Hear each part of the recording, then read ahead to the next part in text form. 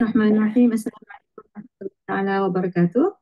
Alhamdulillah, hari ini kita berjumpa lagi untuk tadabbur kita di juzuk 11. Baik, surah yang dipilih adalah surah Hud, awal surah, bermula daripada ayat 3 sampai ayat 4.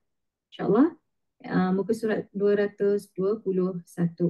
Surah Hud, ayat 3 dan 4, muka surat 221. Kita baca dulu ayat dia. A'udzu billahi minasyaitonir rajim. Bismillahirrahmanirrahim. وأن استغفروا ربكم ثم توبوا إليه يمتعكم متاعا حسنا إلى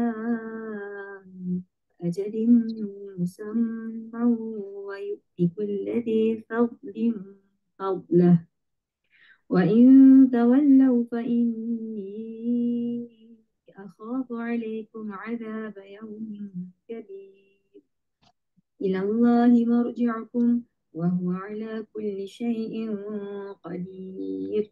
Sadaqallahul Azim. Baik, dekat ayat ni Allah beritahu kepada kita wa anistaghfiru rabbakum, agar kita beristighfarlah kepada Tuhanmu, beristighfar kepada Allah, summa tubu ilaihi, kemudian bertaubatlah kepadanya.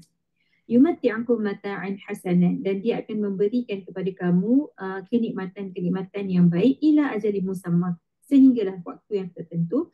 Wa yu'ti kulladhi fadlin fadlah, dan dia akan memberikan balasan yang baik kepada orang yang ada keutamaan. Keutamaan apa yang kita sembang. Wa in tawallau, dan sekiranya kamu berpaling, fa inni akhafu alaikum, sesungguhnya aku akhafu alaikum, takut takut untuk pihak kamu, azab yaumin kabir, okey, yang akan menimpa, azab yang besar tu akan menimpa ke atas kamu. Ilallahi marji'ukum, sesungguhnya kepada Allah lah kamu semua akan dikembalikan. Wa huwa ala kulli syai'in qadir, dan dialah yang maha berkuasa di atas segala sesuatu. Jadi kat sini ada beberapa pecahan yang kita boleh tengok. Yang pertama sekali adalah suruhan tentang beristighfar dan juga bertaubat kepada Allah Ta'ala. So daripada ayat ini kita belajar bahawa sini istighfar dan taubat itu adalah dua perkara yang berbeza. Istighfar ini apa? Istighfar ni adalah perasaan, adalah lisan kita, adalah kesedaran kita yang menunjukkan kita ini insaf, kita ini sedih, kita ini merasa bersalah, kita meminta maaf.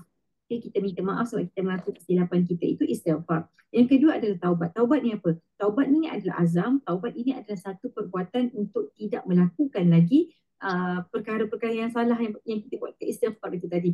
Jadi istighfar dengan taubat ni adalah dua perkara berbeza yang perlu dilakukan secara bersama. Okay?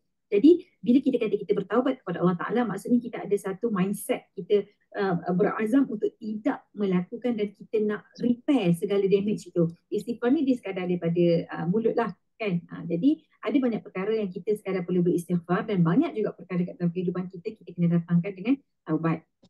Baik, itu yang pertama tentang istighfar dan juga taubat. So bila kita dah mendatangkan istighfar dan taubat ni, apakah dorongan ataupun motivasi ataupun kebaikan, balasan yang kita akan dapat? Subhanallah, ini ayat ni dia sangat-sangat best lah kan, dimotivasi bagi kita. Allah bagi tahu apa?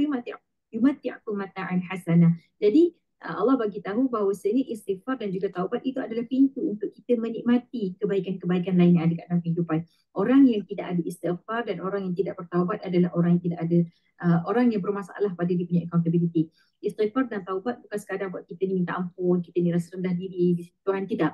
Dia adalah sesuatu yang mengajar kita tentang self reflection. Dia adalah sesuatu yang mengajar kita untuk ada accountability dan memeluk realiti yang sebenar tentang diri kita ini, berpijak di atas bumi yang nyata dan tidaklah orang kata terlalu berilusi tentang siapa diri kita ni kan, konon-konon tak buat silap ke, nak menyalahkan orang lain ke apa ke, tidak. Istighfar dan taubat adalah apa yang akan menyiapkan jiwa seorang yang ada full accountability. So disebabkan kita ada full accountability ni, orang yang dia ada full accountability, dia bukan orang yang tidak akan berbuat kesilapan kat masa yang depan. Tidak, semua orang dia akan tetap melakukan kesilapan. Tapi bila kita ada full accountability, apa yang akan terjadi adalah tindakan kita lebih terpandu, cara kita berfikir lebih terpandu, yang menyebabkan kita menarik banyak kebaikan. Okay, yang kita menarik banyak kebaikan dengan izin Allah Ta'ala. Okay. So dekat sini juga dia menjelaskan kepada kita yumatti'akum mata'an hasanah. Istighfar, taubat itu membuka kepada lebih banyak pintu-pintu kebaikan. Ini tadi yang kita cakap tu sikit saja, maksudnya within apa yang kita boleh faham. Tapi di sisi Allah Ta'ala, Allah bagi lagi banyak kebaikan yang kita pun tak tahu apa yang Allah akan berikan kepada orang yang suka beristighfar dan suka bertaubat ini kan. Jadi mata'an hasanah, kat sini dia ada tulis mata'an tu adalah kenikmatan, perkara-perkara yang best, perkara-perkara yang boleh dinikmati, hasanah baik. So daripada sini kita boleh belajar dekat dalam Al-Quran disebut mata'an ni dia ada dua jenis, satu mata'an hasanah, satu lagi mata'an urud. So mata'an hasanah ini adalah perkara yang diberikan kepada orang-orang yang beriman, okay? Kepada orang-orang yang banyak buat self reflection, yang sedar diri dia itu hamba. Mata'al urur adalah kenikmatan juga, okay? Kenikmatan yang bersifat untuk menipu orang yang mendapat kenikmatan tersebut. Jadi ada kemurkaan Allah di sebalik kenikmatan yang diterima. Dan mata'an hasanah adalah apa? Ada kasih sayang Allah Ta'ala di sebalik kenikmatan yang diterima. Jadi kenikmatan ini Allah akan bagi ila ajalin musamma, pada satu-satu waktu yang tertentu. Kenapa dikatakan waktu-waktu yang tertentu? Sebab apa? Kita tengok ayat selepas ni. Wa yu'ti kulli fadlin fadlah.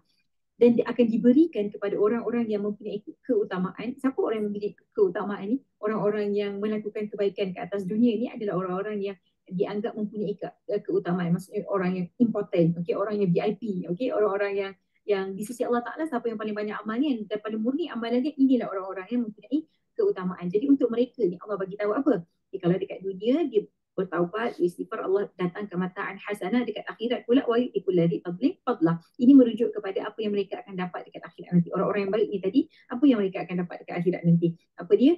Diberikan kelebihan yang fadlah ni maksudnya satu perkara yang baik, yang melampau-lampau baik dia. Sangat-sangat baiklah. Okay, so dia akan mendapat ganjaran tersebut. Jadi orang yang beristighfar, orang yang bertaubat, yang sedar diri, yang sentiasa kembali kepada Allah Ta'ala, bertanggungjawab atas kesilapan diri, ada full accountability sebagai seorang hamba. Dekat dunia dia beruntung, dekat akhirat pun dia beruntung. Jadi jangan takut untuk jadi orang yang ada accountability, yang boleh mengaku kesilapan dia, yang boleh bagi tahu, ya Allah aku silap. Okay, aku silap. So istighfar is not just istighfar. So sebenarnya dia adalah satu cara untuk kita memprogramkan diri kita, minda kita, hati kita, jiwa kita untuk sentiasa kembali kepada Allah Ta'ala dalam apa sekalipun keadaan, dan juga untuk mengajar kita bertanggungjawab atas apa perbuatan kita, dan juga memberikan mesej kepada kita punya tubuh badan, kepada seluruh anggota badan kita ni, bahawasanya setiap perbuatan yang kita lakukan ada akibat dia. So dekat sini Allah dah bagi tahu apa akibat dia. Akibat kat dunia apa dia? Akibat dekat akhirat apa dia? Dan dekat sini Nabi kata apa? Wa in tawallaw, dan sekiranya kamu berpaling, fa inni akhafu alaikum azab yaumin kabir, aku takut akan menimpa kepada kamu satu azab yang sangat-sangat berat. So bila kita cakap kenapa Nabi pula yang takut, okay. Ada banyak sisi pandang kita boleh tengok, tapi salah satunya Nabi dia terkenal sebagai orang yang al-amin. Okay, apa yang Nabi cakap memang orang akan terima. Orang akan terima dan orang tidak akan mempersoalkan. Dan disebabkan Nabi adalah seorang yang mempunyai integriti yang tinggi.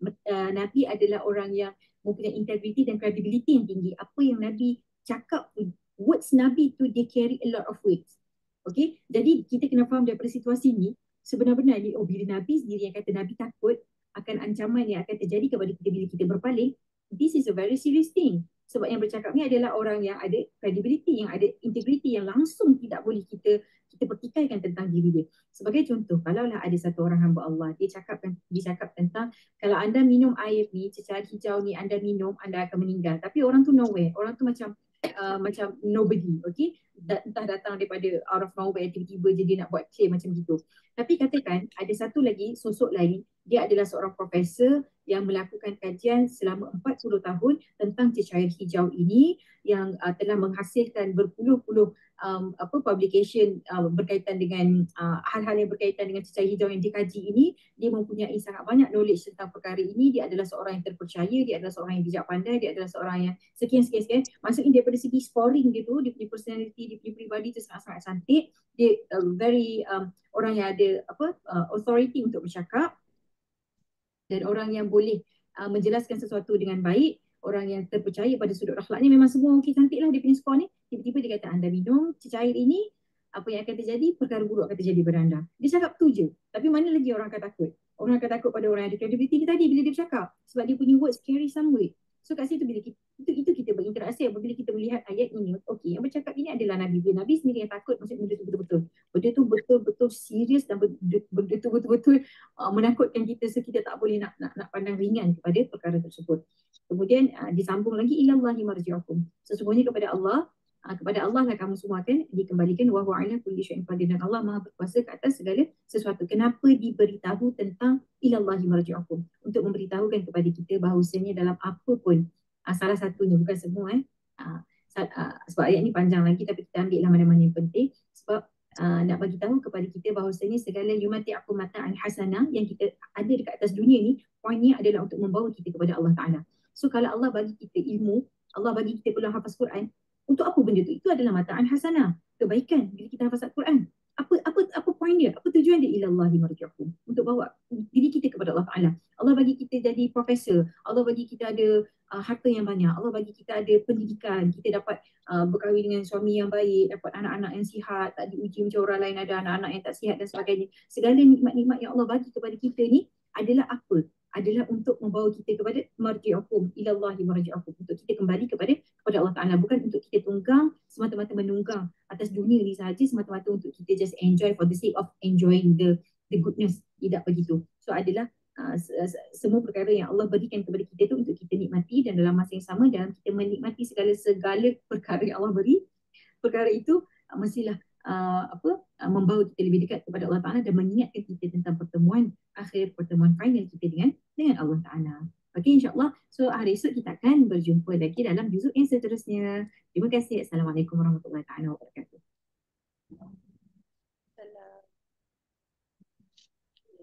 Alhamdulillah. Okay, itu sahaja perkongsian